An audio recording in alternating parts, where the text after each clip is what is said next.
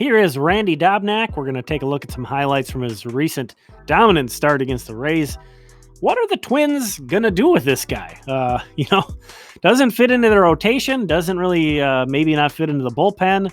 But we know this guy can get major leaguers out. He's got a 3.12 career ERA and 1.27 whip and 75 innings pitched as a big leaguer.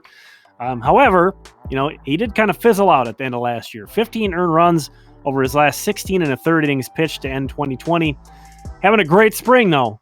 Check that out. In 5 and a third innings, he's struck out 8 batters. So this is a brand new look for Randy Dobnak. Usually a pitch-to-contact guy working in a new slider. That seems to be effective.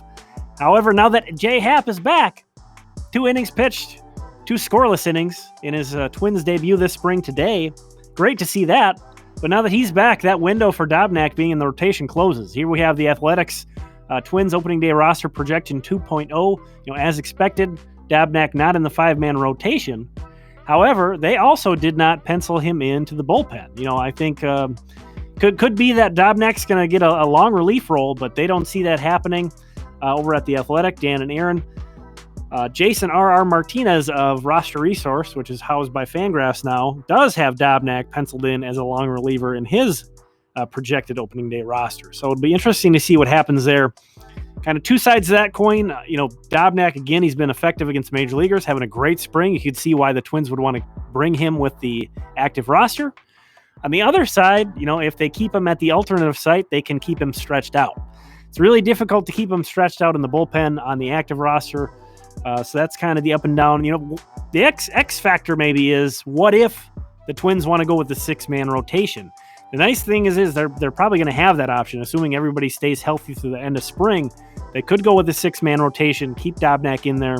However, with that, you're impacting 5 guys, putting them on a different schedule. Well, 6 including Dobnak, whereas the other way around, you'd just be impacting Dobnak, putting him at the alternative site. So there's more off days during April, so there's maybe less of a need for a 6-man rotation, but a lot of teams are rolling with that 6-man rotation because there's a lot of innings insecurities after the short season from last year. A lot of questions on how many innings are guys gonna be able to pitch. So that's one way to get around it, is just go with the 6-man rotation. It's not a position battle. Dobnak's really not battling anybody for a position. But I'm going to be really fascinated to see how they decide to deploy him to start the 2021 season. Thanks for checking this out. If you like this video, please leave a like. Consider subscribing for more Twins talk here on YouTube. We're going to talk again soon. Thank you.